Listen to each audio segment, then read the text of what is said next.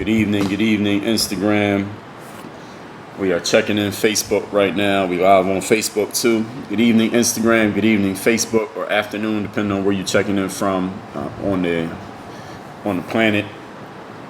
We're gonna get into what we're gonna get into here today. Topic: how to raise the standards of the group. As y'all can see, I'm gonna give a moment for people to check in. We've been just making sure we got everything right here. Hope everybody's had a great week. Everybody's staying positive. They slowly trying to open the country back up again after this COVID-19. Remember COVID-19? We almost forgot about it for the last week, but I understand last 2 weeks we almost forgot about it. But hope everybody's having a great Friday. Had a great week thus far. You checking in on Facebook? Y'all got three things you can do on Facebook. You can leave a comment with your name and location. You can hit the share button and you can hit the like button. Instagram, you only got one option. Actually, you can hit the like by tapping the screen, but you can leave a comment, tell me your name and location. We're gonna get into what we get into here every single day on these lives. I'm gonna give you something that's gonna challenge you to think, something that's gonna challenge you to advance, something that's gonna actually help you get better. All right, that's my promise to you. Anytime you give me a moment of your time, 99% of the time, I'm gonna give you something that's gonna make you better. Maybe every once in a while, I might give you some nonsense. We all gotta engage in the nonsense every once in a while, but most of the time on these lives, I'm gonna give you something that's gonna make you better. So for those of y'all who don't know me, we're gonna get into it. My name is Dre Baldwin, also known as Dre All Day, former 9-year professional athlete, author of 26 books. I've done 4 TED Talks. I've created over 15,000 pieces of content online over the last 15 years, 16 years inclusive. 7,000 of them on video, 7,000 by article, and another 1,500 plus by podcast audio. So whatever platform you like to consume content, I got it, and it's all high quality. That's just the bottom line, and nobody's put out more high quality content than me over the last 15 years. That's just a fact. Now, all of this I do under the umbrella, this philosophy that I created, this brand, this company that I run, and it's called Work on Your Game. It's all about taking the mindset necessary to be successful in sports. That you need to be in the top 1% of what you do as an athlete, and taking that same mentality and applying that mentality to your business, to your life, and to your sport if you happen to be an athlete. One of my books is this book, Work on Your Game, where I took my whole philosophy and put it in here. I'll tell you about this later on here today.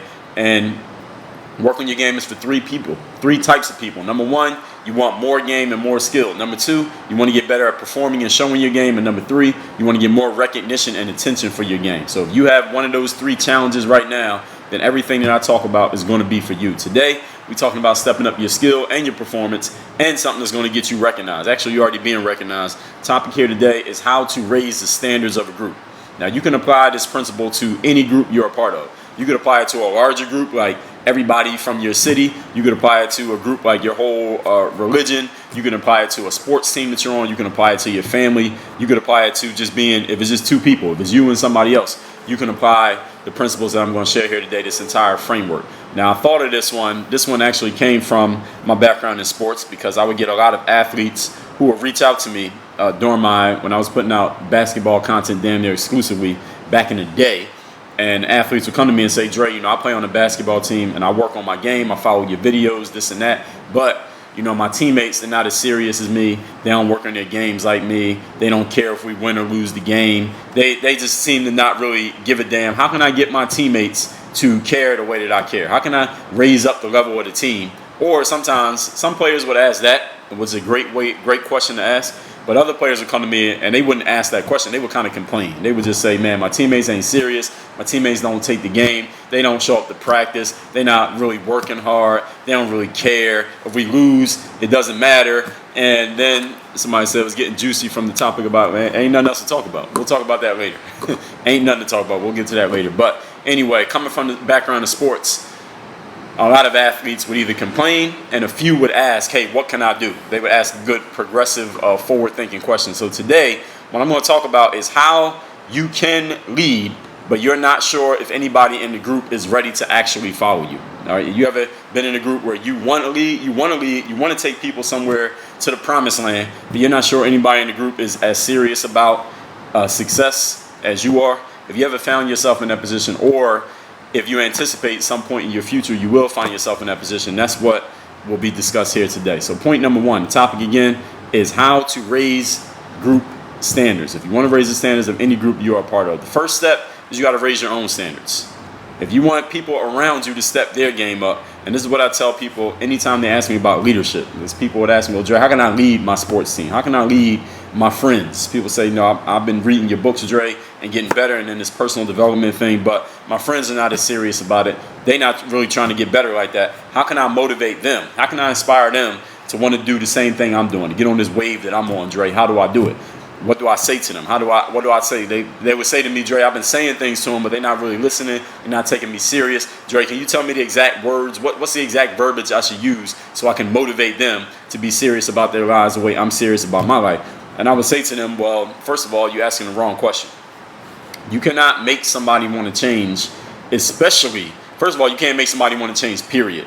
But if you try to make somebody want to change by telling them to change, or telling them that they're wrong for not changing, or telling them that whatever they're doing ain't working, all right, that is never going to work. All right, all that will do is get people to resist. You're going to get a backlash. You're going to get people pushing back against you because they don't want to hear that. No human being wants to be told that they are wrong or what they're doing ain't working or something wrong with them personally, unless they asked you. Unless they asked you to tell them that, or they signed up for you to tell them, like they hired you as a coach, or you the coach of their sports team, or you're their personal trainer. Other than that, people don't want to hear that. All right, anybody hearing that who chooses to hear that has to choose to hear that. So never ever approach your friends or whoever and telling them how wrong they are. Here's the thing that you need to understand. The first step is you got to raise your own standards. You must set the example. Whatever you want the people around you to do and be and represent, and however you want them to conduct themselves, you need to do that for yourself.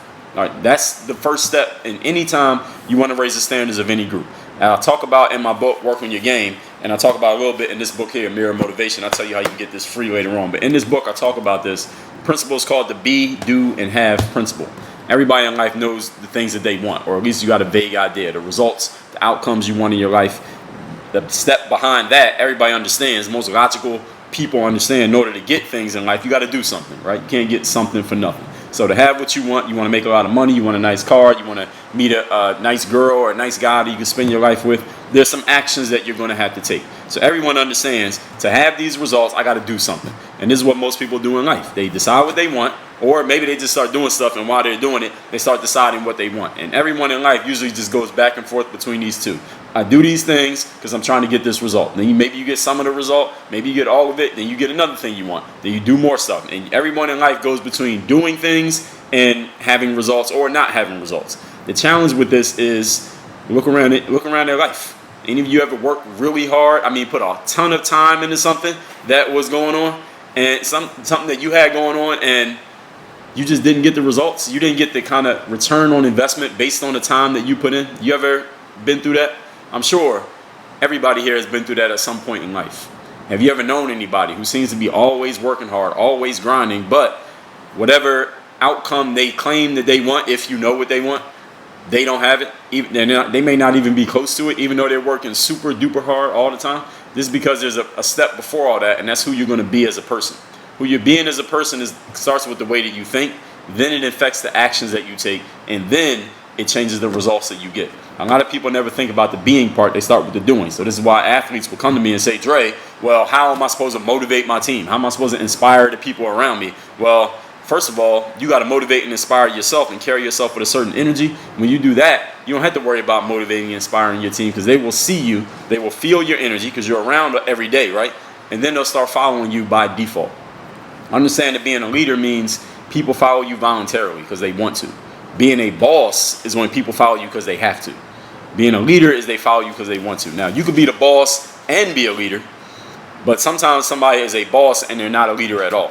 Any of you ever worked for somebody who was your boss? Like you had to listen to them, but they wasn't really a leader. You wouldn't follow them voluntarily if you didn't have to. If your paycheck wasn't attached to listening to them, you would never listen to that person, but you just had to. A leader is a person who doesn't even have to be, they don't even have to be above you on the org chart. You just follow whatever they're doing because you want to. That's what a leader does. A leader inspires other people. So if you want others to follow your lead, you set the example. This is the word, key word out of this, example. Not words, not a speech, not a hype up. You set the example and everybody else will follow. Point number 2. Today's topic is how to raise the standards of a group. You want other people to step their game up. You feel like they're not on your level, but you want to raise them up for whatever reason. Here's how you do it. Number 2, understand the group members. As you're trying to raise their standards, you're trying to get them to step up. They need to understand. They need to believe, without you saying it, that the reason why you want to raise their level is not just for your own personal selfish purposes, but for the good of the group. They got to believe that you wanting them to step up is not just so you can benefit yourself, just to make yourself look good, but also because it's going to help everybody in the room. And if people feel like you're only doing things, you're trying to get them better just for your own selfish and personal gain, they're not going to do it. They're not going to follow your lead based off of that. I mean, y'all saw the Michael Jordan documentary Michael Jordan documentary ended at the perfect time, didn't it? Right before everything else started happening. And in the Michael Jordan documentary, I mean, he talked about this, damn near every episode was about it. Michael would push his teammates. He was driven. He was very driven himself, right? And at first his team wasn't winning, or they started to win, but they weren't winning ultimately. They weren't winning the ultimate championship. And Michael was getting frustrated because they weren't winning. But every time they didn't win, he never complained about his teammates. He never tried to destroy his teammates. Like he would talk down to them, like talk trash to them, basketball trash. But he was always trying to make them tougher. And he always said that if I talk trash to you in practice, or I would make fun of you for messing up in the game, it wasn't because I was trying to make you a worse player. I was trying to make you better and make you tougher. So when we got in the game and we had to play against the Pistons and the Knicks and the Utah Jazz and whoever, y'all were better and ready to go. So all Michael Jordan's teammates, I don't know how much they like him as a person to this day, but they all respect him because they know that the reason that he was driving everybody so hard was so they can win those rings, get those championships. And listen, everybody on the Chicago Bulls ate really well. Not ate the number, but ate as in eating food. They all got to eat real good, not just because of Michael Jordan, because it's a team sport, but because Michael helped everybody raise their standards, not just to help him out. Because listen, Michael Jordan was making a lot of money off the court as a celebrity endorser, and he would have kept making a bunch of money even if he never won a championship. He would have made a lot of money as just the biggest endorser in all of sports. He probably would have been that even if he didn't win championships. He was already the biggest guy. But when they won those championships, everybody got extra. I don't know if y'all know, but in the NBA, when you win the championship, there's a little playoff share that you get. You get extra money. The team that wins the championship gets a little bonus check.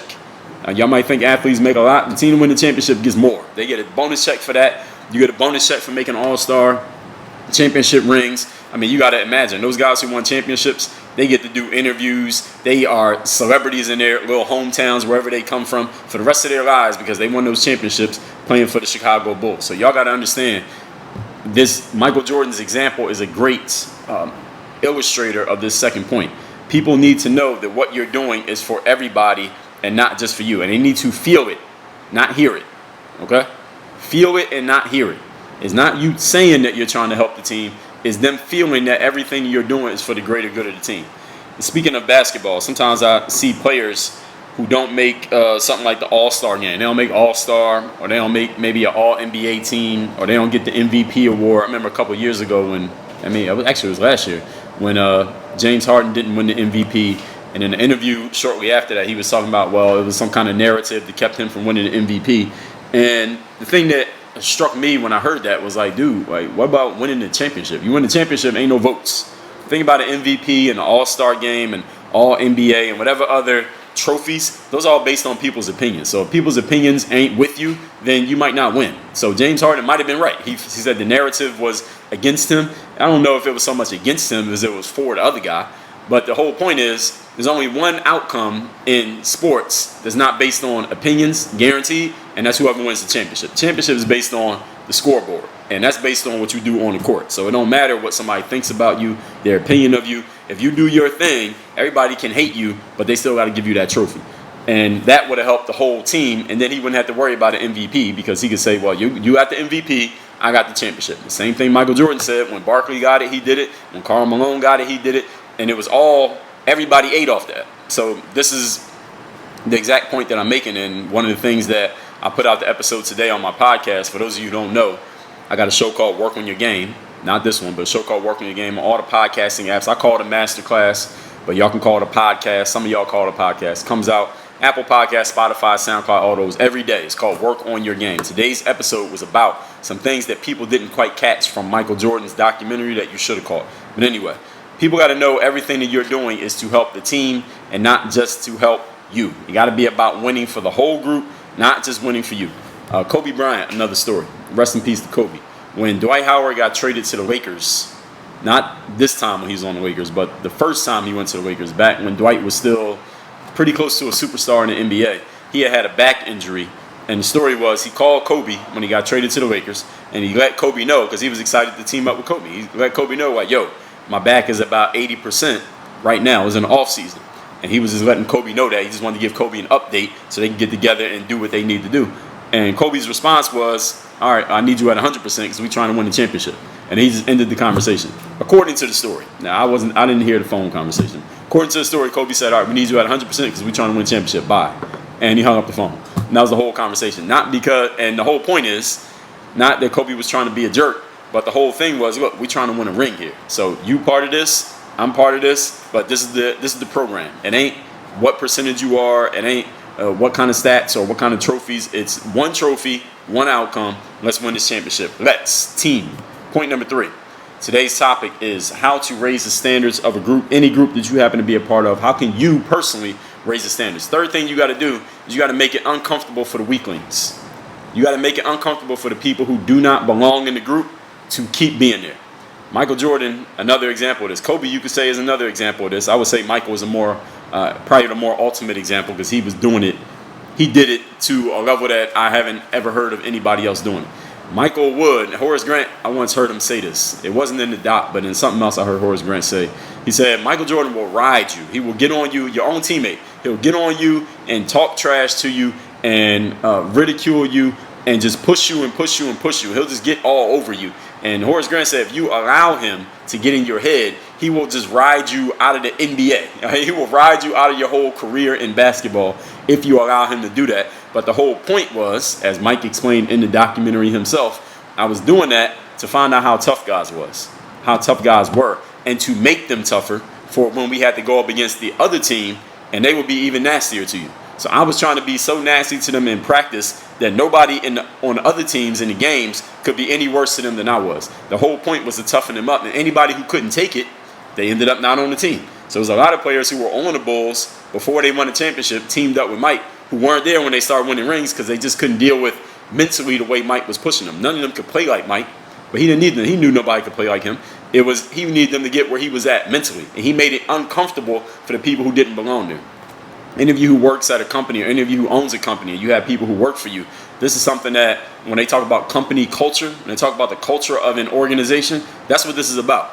There should be a certain culture of every organization, whatever they want that culture to be, but it needs to be intentional to the point that if someone who can't jive with that culture gets into the room and they don't fit with the culture, they should not be able to poison that culture. The culture should be so strong that that person is like, damn, I don't belong here. And they see themselves out. All right, they see themselves to the exit because they know that they don't belong here. That's the way that the culture needs to be in any organization, whether we're talking a sports team, a family, a group of friends, your circle of friends, a company, anywhere that you're at in life. The culture should let everyone know, hey, this is the way that it goes. And it should be uncomfortable for anybody to do anything different.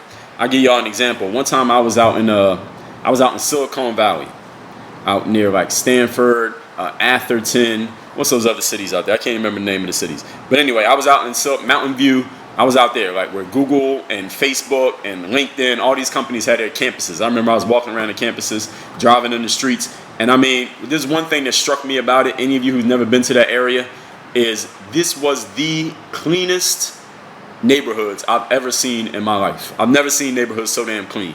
The grass was cut at every single house. There was not a drop of trash on the ground. The bike lanes was like super wide.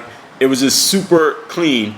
And the thing is, it was so clean. I'm not a person who litters or throws trash on the ground, but this is the thing that I thought. I remember when I was driving around there and just noticing how damn clean it was. I was like, yo, you know what? Even somebody who is used to dropping trash on the ground, if they came around here, they wouldn't drop trash on the ground, even though they're used to always doing it where they're from. And you know why? Because the culture in that area, it's not like somebody said to me, yo, don't drop any trash on the ground. It's just the energy of the area, the energy of the culture around there said, all right, we keep things super clean here. Everybody was stopping at the stop sign, like a complete stop. You know how you driving and you get to the stop sign, you kind of slow down, but you kind of roll through it. Now there, everybody stopped completely at the stop sign. I was like, yo, why is these people taking so long with the stop sign? Everybody stopped fully, people smiled at you, and everything was super duper clean. This is one example. But the culture in an area is not about somebody telling you the rules. The rules is one thing, culture is another thing. Culture is the energy of the space that everybody can feel, and anybody who doesn't match with that culture, they got to get out of there. I told y'all, I think I said this on my podcast. I might have said it on the podcast on Monday. I put the full episode out where I talked about my full comments on the whole George Floyd situations on my podcast. Not even what I did on these lives, but on my podcast. It was the episode that came out on Monday. But anyway, Charles Barkley told the story. He was talking to Tony Kornheiser, who was the co-host of PTI on ESPN. Tony Kornheiser is Jewish. Charles Barkley, of course, is black. And Charles said, in our culture, in black culture, sometimes we got a fool or an idiot around and we keep them around. We let them stay around and bring down the whole culture. And then he said, I asked Tony Kornheiser, you're Jewish, Tony. What do you do when there's an idiot in the Jewish community who's bringing down the community? And Tony Kornheiser said, we get rid of them. We get them out of there. We do not tolerate idiots in our community. And I'm telling you that story is not about Jewish or black people. I'm telling you that story to illustrate my point, that when a culture is strong enough, people who do not belong in that culture should feel uncomfortable, or they should be shown the exit. Back, I think. So I stopped that Wi-Fi and turned it back on. So if we on IG, yeah, that's what I said. They probably triggered from those past lives. So anybody on Instagram, if you can hear me, let me know. I was right in the middle of a point, and Instagram stopped me. So when I get some comments on IG that lets me know y'all can actually hear me, then I will continue. Shout out to people on Facebook who waited out this rain delay.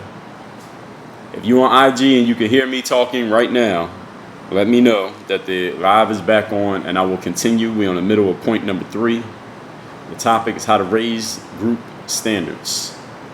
So now we just waiting Facebook for some comments on IG that lets me know that anybody can actually hear me. If you can hear me on Instagram, leave a comment, because for whatever reason the internet went out for a minute. All right, people can hear me on IG? All right, thank you, Facebook, whoever stuck around there. All right, so we are finally back. That was like a 4-minute rain delay on IG. We'll talk about that in a minute. All right, so I was in the middle of my point. Anybody remember the last thing I was saying? Anyway, I was in the middle of the point. We on point number 3, making it uncomfortable for the weaklings. And what I was saying it's not about Charles Barkley being black and Tony Kornheiser being Jewish. It was just an example. Charles Barkley was making a bigger point when he said that. But the whole point that I'm making is the culture of wherever you're at. If you want to raise the standards of a group, one way to raise the standards is not just to add more to the top. It's not just for you to work on your game and everybody else to work on their game. Sometimes you can raise the standards of a group just by getting rid of the people at the bottom of the group. See, sometimes to make a team better is not that you need to get more good players. Sometimes you just need to get rid of the bum-ass players. If you get rid of the bum players, now you only got good players left.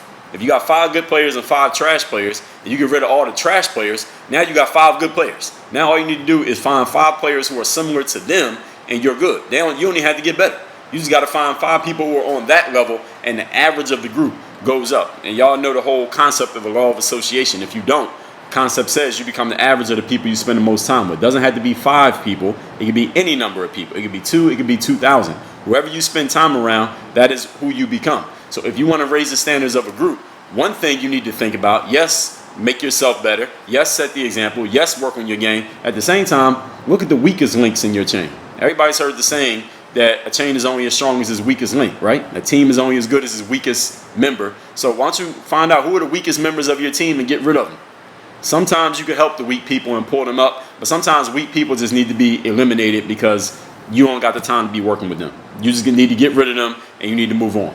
Listen, in the animal kingdom, this happens all the time. Every single day, the weakest people in the animal kingdom, well, they're not people, the weakest members in the animal kingdom, they die. They either get eaten by predators or they just die off because they're too weak. They can't find their own food. They can't keep up with the herd, and they just die. It's over. That's the way that it works. The seasons in life, the season of winter is designed to wipe out the weak. And spring is a season of new life. Now, that's the way it works. Winter wipes out weakness. So in the animal kingdom, any of y'all watch National Geographic or Animal Planet and any of that? In the winter season, that's when all the old, tired, weak animals, they die during winter. All right, you don't see them again come spring. All you see is bones. All right, then in the spring, you got the brand new life. And this is the way that it works in the world as well. Even though everybody doesn't die in the wintertime because we got heating and houses and we got coats and all of that. But everyone in life goes through those seasons. Right now, actually, is a great point. The COVID-19 crisis was a winter season for a whole lot of businesses.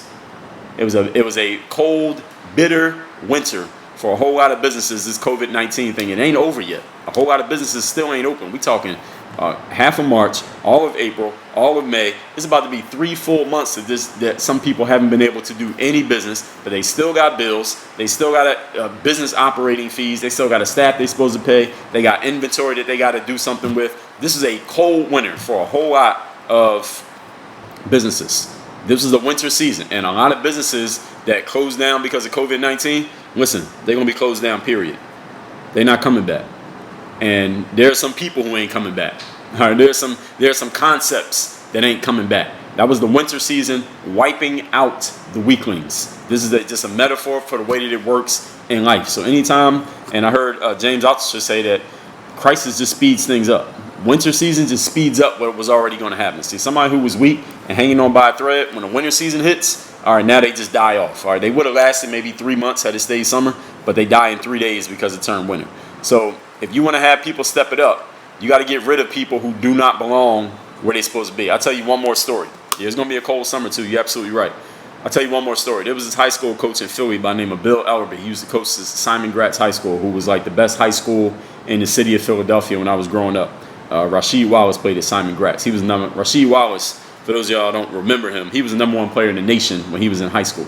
He played at Simon Gratz, and they won all these championships. And I heard, I didn't go to Gratz, but I heard there was a story in the newspaper in Philly. This is back when we had to get our news from the newspapers. This is before phones, y'all. And when he would have tryouts for the high school basketball team, Bill Ellerby, he didn't cut anybody when he had tryouts. Nobody got cut. But when he had basketball tryouts, of course, all these kids come try out for the team. In high school in Philly, everybody tries out for the basketball team.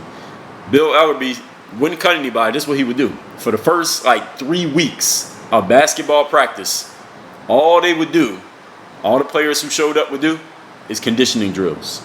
That's all they would do the whole practice. So you would get to practice, and for an hour or two every day, all you did was suicides, running lines, full court sprints, jogging around the court, whatever it was. He didn't even bring the basketballs out. That's all they did was do conditioning drills for 2 or 3 weeks to start the basketball season. And this is what happened. According to the story, the coach's rule was if you don't come to a practice, you ain't on the team. So you got to come to every practice. And by the end of about 2 weeks, he already had his basketball team because it'd only be 12 guys left. Everybody else would just stop coming because they didn't want to keep doing that running stuff. They wanted to dribble and shoot and do their moves. But when they realized, oh man, this is some actual hard work, and we ain't even gonna bring the basketballs out, they would change their mind about wanting to be on the basketball team. So Bill Ellerby never had to cut anybody because they would cut themselves. And any of you ever run a sports team, maybe you should try that, and people get rid of themselves quick.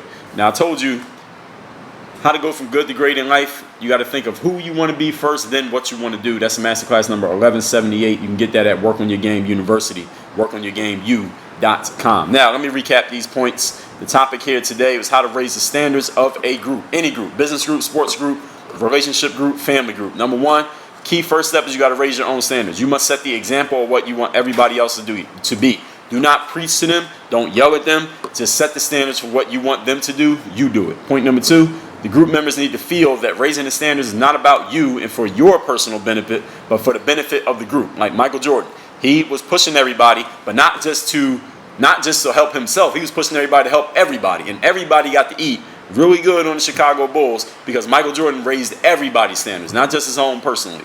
And they need to feel that you care about the team, not just hearing it. And point number three, make it uncomfortable for the weaklings. Tony Kornheiser said, there's an idiot in the Jewish community, we get rid of them. We do not suffer fools in our community, and you need to be the same way with your business, with your friends, with your sports teams. You need to make it uncomfortable for the idiots and the weaklings to stay around. If the weaklings and the idiots are hanging around, that's because there's something in your organization that is making them feel like it is cool for them to be there.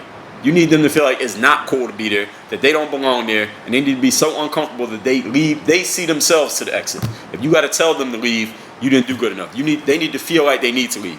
I heard a salesperson, a guy who runs a big company by the name of Grant Cardone. He said, he said it the opposite way. He said, anytime somebody quits my company, I'm mad because I should have fired them first. And the whole point that he was making, and he said it in a different way, but it's the same concept, is that I want to have a certain culture that I get rid of the people who don't belong here. And you need to be the same way with yourself. So what I'm about to do is recap these points. I'm going to tell you about these books, and then I'm going to answer everybody's questions if there are any in the comments section. So first of all, both of these books I got here in front of me that you see, I've already paid for these books. I have like 5 boxes from Amazon sitting right across the room right now that is taking up space in my crib because I got to ship all these books out. Listen, I got a whole bunch of these envelopes. Listen, y'all think I'm bullshitting. Look, I got all these right here. We are printing these labels out and shipping these books out right now. I got a bunch of them. I just grabbed what I could put in my hands, but we got a lot of these to ship out. The book's already paid for. All you got to do is take care of the shipping and tell me where to send it. This book right here is called The Mirror of Motivation, Self-Guide to Self-Discipline. I wrote this book